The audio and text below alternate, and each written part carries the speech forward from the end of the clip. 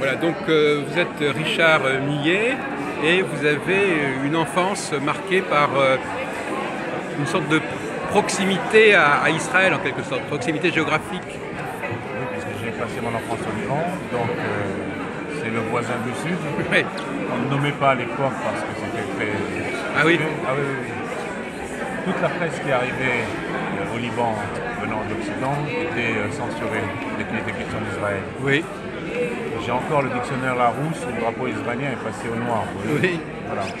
Bon, aujourd'hui ça a changé, mais donc ça m'avait beaucoup marqué. Pourquoi est-ce qu'on oblitérait Vous êtes, chronologiquement, vous êtes situé à quel moment là? 60-67. D'accord. J'étais allé garder 6 jours inclus. Et donc voilà, je me suis, dès cette époque, intéressé à ce voisin du Sud. Comme vous disiez, qu'on pouvait voir depuis Beaufort, c'est ça? Depuis la citadelle croisée, oui, de Beaufort, on pouvait l'apercevoir, mais pas prendre de photos, on n'a pas le droit. Oui. Mais je suis allé 2-3 fois comme ça à l'intérieur des terres israéliennes. C'est vrai, oui. J'avais des amis dont les parents travaillaient à l'ONU et on pouvait passer Voilà. avec certaines jeeps blanches. Et après, vous êtes allé en Israël, véritablement? Jamais. Jamais. J'ai jamais eu l'occasion. En revanche, je retourne beaucoup au Liban parce que c'est mon pays d'enfance. Alors, quelle a été la raison d'être donc de ce livre, finalement? Cet éditeur a une collection qui interroge les rapports entre les chrétiens et les juifs. Vous voyez, on essaie de trouver un peu les zones de concordance. Donc ça correspondait bien à ce credo, oui. Voilà, pour moi c'est la Bible, essentiellement. Et aussi le fait qu'au Liban, à l'époque, il y avait encore une communauté juive. Oui. Et aujourd'hui, cette communauté n'a plus qu'une centaine de juifs au Liban. Et donc on ne connaît même pas toujours le nom. Bon, on les connaît, ils ne sont pas persécutés, c'est clair. Et donc voilà, j'ai très tôt été en contact avec les jeunes juifs libanais qui m'ont révélé... Ah, vous avez quand même eu des contacts avec des juifs libanais? Ah, c'est parce qu'à cette époque-là, ils étaient nettement plus nombreux à ce moment-là. Ils étaient beaucoup plus nombreux, il y en avait un millier, je ne sais pas, peut-être. Ils avaient une certaine présence, une certaine visibilité. Tout à fait respecté. Un des derniers, c'est pendant la guerre civile, c'était un médecin qui a été enlevé par la Hezbollah et Trucidé, oui.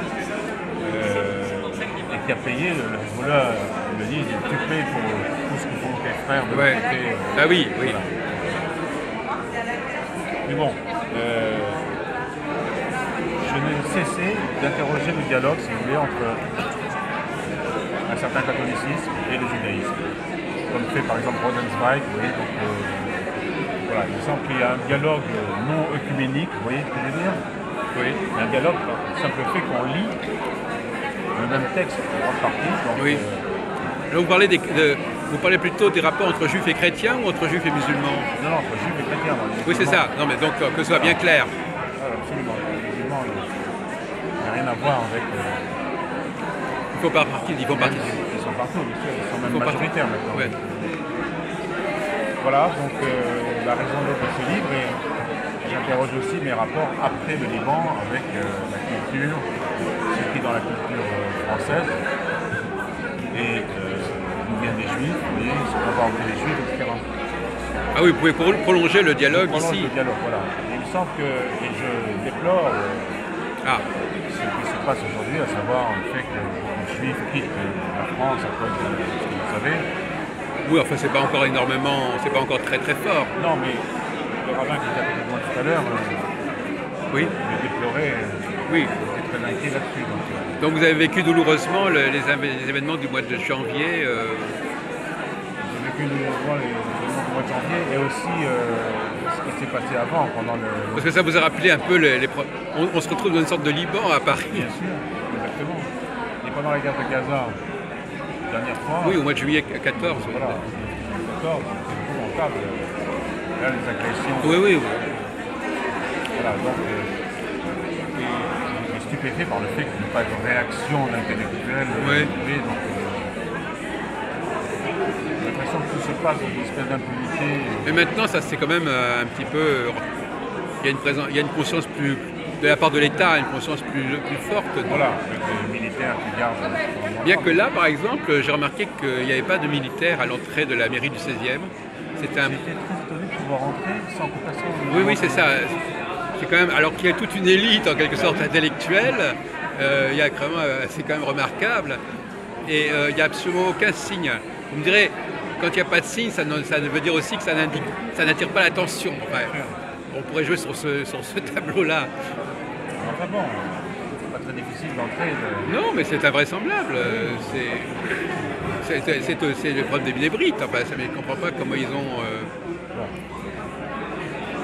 Donc, voilà, ce dialogue ne cesse. Oui. Ne cesse pas. Donc alors vous-même, vous faites partie vous êtes vous-même un homme de dialogue aussi, vous-même. Enfin, je veux dire. Donc, comment vous dialoguez avec les Israéliens ou avec les Juifs? Parce que vous pouvez rencontrer des Israéliens à Paris, je suppose. Non. Vous pouvez rencontrer des Israéliens à Paris. Je rencontre des Israéliens à Paris, donc j'essaie de discuter le plus possible. Est-ce qu'il y a quelques éléments que vous pouvez nous faire part dans votre... Vous pouvez nous faire part de certains points, de certaines pistes à l'occasion de ces confrontations, en tout cas de ces cohabitations Non, parce que je ne rencontre pas assez, si vous voulez. Ah oui. Je rencontre plutôt des Israéliens qui sont complètement intégrés à la vie française. Oui. C'est pas des... Je ne vois pas pourquoi vous ne pourriez pas aller en Israël, ça serait pas possible. Ce serait peut-être intéressant, ne serait-ce que pour aller... Oui, peut-être, mais c'est même pas certain. Vous pourriez aller à Jérusalem, en tout cas, si vous êtes chrétien. Oui, on me recommande ça. J'y suis allé à Jérusalem, mais en 65. Donc vous pouvez passer par la Jordanie. Oui, bien sûr. Vous pouvez passer par la Jordanie.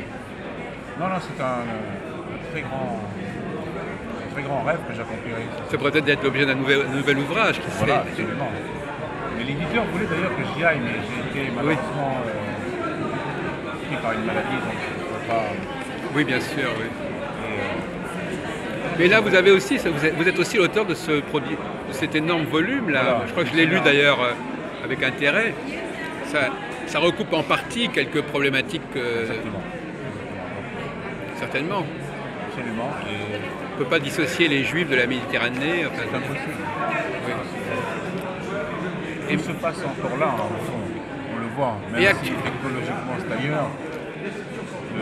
Alors quel est le regard justement des chrétiens libanais sur Israël? Quelle est leur position? Est-ce que c'est assez complexe comme position? C'est complexe dans la mesure où ils ne peuvent pas l'exprimer librement. Oui. Parce que le Hezbollah est quand même majoritaire. Oui. C'est quand même la seule milice, c'est une armée à l'intérieur du pays. Oui. Et une armée extrêmement puissante. Donc, mais enfin, disons comme ça, qu'est-ce qu'on ressent? Beaucoup aimeraient qu'Israël vienne de débarrasser de Hezbollah une bonne fois pour toutes. Ils ont regretté le retrait des Israéliens du Sud-Liban Ils ont regretté qu'en 2006, Israël n'ait pas continué. Ah oui. Oui. Et ils seraient tout à fait prêts à... Il y a eu ce terrible événement de Chatra et... De Breï-Chatina. Oui. Mais ça c'est bien avant. Donc, oui. Il y a eu ça aussi, effectivement. Mais ce qu'il y a, c'est que si Bachir Gemayel n'avait pas été assassiné, il s'apprêtait à signer la paix. C'est pour ça qu'il a été assassiné. Oui, bien sûr. Il allait signer avec Begin. C'est aussi la mort l'assassinat de Rabin aussi. On pourrait parler aussi des assassinats successifs. 10 ans, 15 ans plus tard, voilà. À chaque fois, il y a un assassinat qui... Oui. Même les Israéliens, d'ailleurs, pratiquent l'assassinat aussi à leur façon. Ils assassinent certains leaders. C'est-à-dire que l'idée d'assassiner le chef, le plus beau, c'est une pratique courante dans tous les cas de figure. C'est pour ça que je suis pas sûr que la paix se réalise très vite là-bas. Et en plus avec ce qui se passe en Syrie, en Irak... Là, et alors, revenons à cette question de le fait qu'on ne prononçait pas... Alors, on disait... Comment parlait-on d'Israël pour ne pas le nommer, alors, dans votre enfance? On disait quoi pour désigner cette région qui était... le voisin du Sud ou le voisin, la Palestine, on disait la Palestine, oui. J'ai encore une carte, oui. Une carte routière, où en dessous du Liban, vous avez Palestine. Palestine, oui. Les années 60. Oui, ce qui était probablement l'expression avant 48, enfin avant 47. Exactement. Il y a des cartes d'ailleurs du Liban Liban, des cartes syriennes du Liban, le mot Liban n'apparaît pas. Oui, parce qu'en réalité, finalement, il y avait la Grande Syrie qui comportait le Liban et Jérusalem aussi. Et ces gens-là s'appelaient les Syriens. Dans les années 1910-1920, un habitant de Jérusalem, c'était un Syrien. Et un Libanais aussi. Effectivement, là, il y a eu une belle... le Liban a été créé pour protéger, quelque part... c'est-à-dire qu'on a créé on a coupé la Syrie pour qu'il y ait un élément chrétien et un élément juif. Et qu'on les a dissociés de l'élément musulman.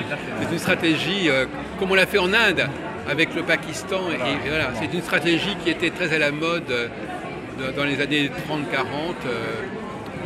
Alors, le premier président géopolitique libanaise non indépendante, ah oui, était allé voir Léon Blum en lui disant, écoutez, on ne veut pas du nord, c'est-à-dire de Tripoli, parce que c'est sunnite, et nous ne voulons pas du sud parce que c'est chiite. Donc nous voudrions un Liban indépendant, mais qui se limite au secteur chrétien et druze.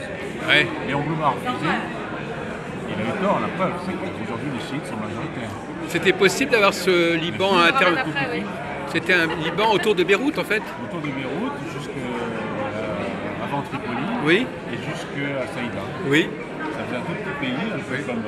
Ça aurait été plus cohérent par rapport au projet d'une enclave chrétienne, en fait. C'est ça. Et aujourd'hui, vous avez une majorité de chiites. Oui, parce c'est un argument intéressant de la même façon. Alors, dans le cas israélien, est-ce que c'est pareil qui s'est produit?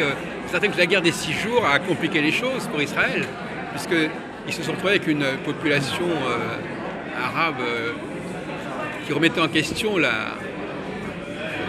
l'identité de cette région. Et ça a toujours d'ailleurs des conséquences. Oui, effectivement. Peut-être que la solution, c'était en effet avec éventuellement alors il y a une question un peu piège, des transferts de population. Parce qu'effectivement, c'est ce qu'ont fait les Grecs et les Turcs, ils ont fait des transferts de population. C'est une solution qui évite un certain nombre de problèmes. Moi, je pense que c'est ce qu'il fallait faire. Parce que en 1948, en 1947, quand l'Assemblée de l'ONU a décidé, ils ont dit on va donner aux Juifs les régions à majorité juive et aux Arabes les régions à majorité arabe. Mais ils auraient peut-être mieux fait